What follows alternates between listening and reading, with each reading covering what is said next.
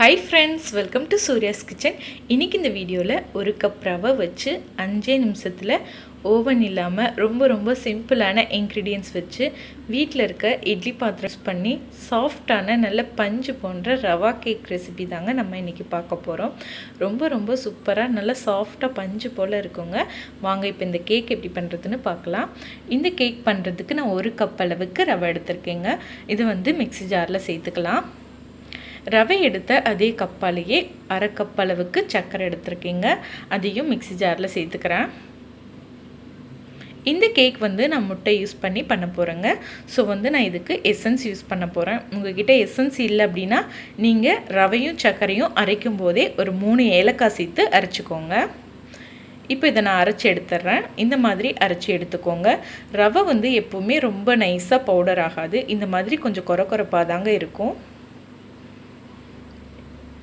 இப்போ நெக்ஸ்ட்டு நான் 2 முட்டை எடுத்திருக்கேங்க. முட்டை ரூம் டெம்பரேச்சரில் இருக்கணும். ஃப்ரிட்ஜிலேருந்து எடுத்து அப்படியே யூஸ் பண்ணாதீங்க. 2 முட்டையை நான் உடச்சி சேர்த்துக்கிறேங்க. இது கூடவே 2 டேபிள் ஸ்பூன் அளவுக்கு ஆயில் சேர்த்துக்கிறேன். ஆயில் வாசனை இல்லாத ஆயிலாக பார்த்து யூஸ் பண்ணுங்கள். ஆயில் சேர்த்துட்டு இது கூடவே ஒரு பிஞ்ச் அளவுக்கு உப்பு சேர்த்துக்கிறேங்க. இப்போ முட்டையோட வாசனை இருக்கக்கூடாது அப்படிங்கிறதுக்காக 1 டீஸ்பூன் அளவுக்கு வெனிலா எசன்ஸ் சேர்த்துக்கிறேன். வெனிலா எசன்ஸ் உங்கள்கிட்ட இல்லை அப்படின்னா பரவாயில்லைங்க. நீங்கள் சர்க்கரையும் ரவையும் அரைக்கும் போதே ஒரு 3 ஏலக்காய் சேர்த்து அரைச்சிக்கோங்க. இப்போது எசன்ஸ் சேர்த்துட்டேங்க. இதை மறுபடியும் நம்ம ஒரு தடவை அரைச்சி எடுத்துக்கலாம். இந்த மாதிரி அரைச்சிக்கோங்க. அரைச்ச பேட்டரை நான் ஒரு மிக்சிங் பவுலுக்கு மாற்றிக்கிறேங்க.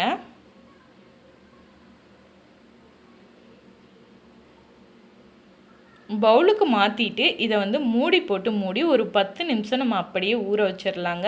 ரவையில் நம்ம கேக் செய்கிறதுனால ஒரு 10 நிமிஷம் ஊறிச்சு அப்படின்னா கேக் நல்லா சாஃப்டாக இருக்கும்.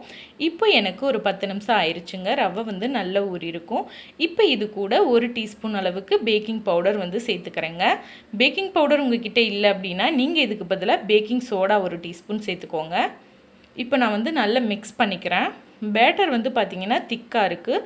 ஸோ நான் இது கூட கொஞ்சமாக தண்ணி சேர்த்து மிக்ஸ் பண்ணிக்கிறேங்க. நார்மலான வாட்டர் சேர்த்து மிக்ஸ் பண்ணிக்கோங்க.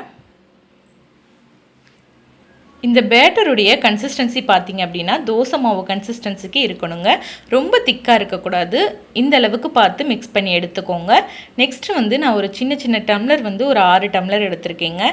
இந்த டம்ளர் உங்ககிட்ட இல்லை அப்படின்னா பரவாயில்லைங்க. உங்கள் வீட்டில் நார்மலாக நம்ம காஃபி குடிக்கிறதுக்கு யூஸ் பண்ணுற டம்ளர் எடுத்துக்கோங்க. இதில் கொஞ்சமாக நான் ஆயில் சேர்த்துக்கிறேன். எல்லா டம்ளர்லேயுமே நான் ஆயில் சேர்த்துட்டேங்க. இப்போ இதை எல்லா பக்கமும் படுறது மாதிரி அப்ளை பண்ணி எடுத்துக்கிறேன்.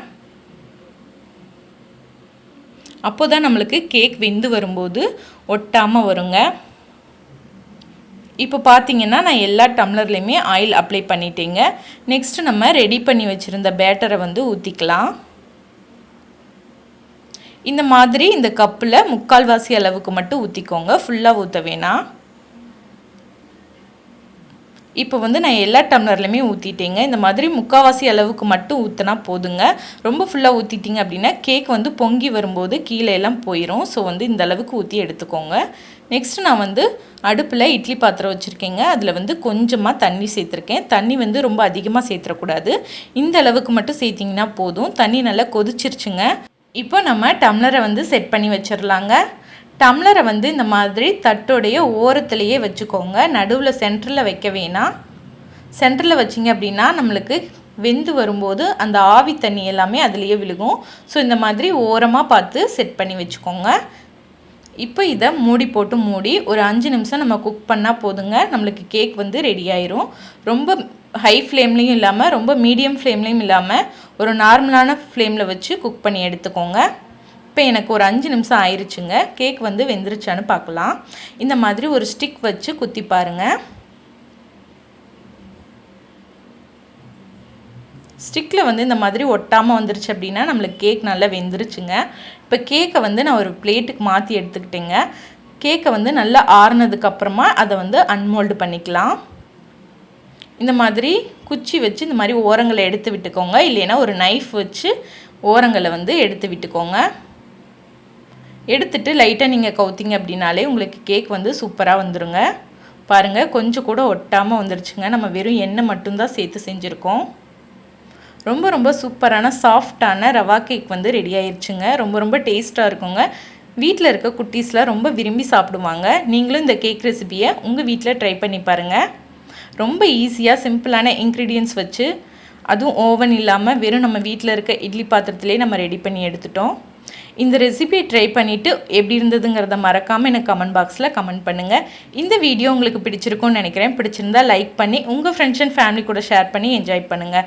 இப்போ தான் நீங்கள் நம்ம சேனலை புதுசாக பார்த்துட்ருக்கீங்க அப்படின்னா கீழே இருக்க ரெட் கலர் சப்ஸ்கிரைப் பட்டனை கிளிக் பண்ணி சப்ஸ்கிரைப் பண்ணிக்கோங்க. மறக்காமல் பக்கத்தில் இருக்க பெல் சிம்பளையும் கிளிக் பண்ணி வச்சுக்கோங்க. இது போல் வேறொரு சூப்பரான ரெசிபியோடு நான் உங்களை மீட் பண்ணுறேன். நன்றி.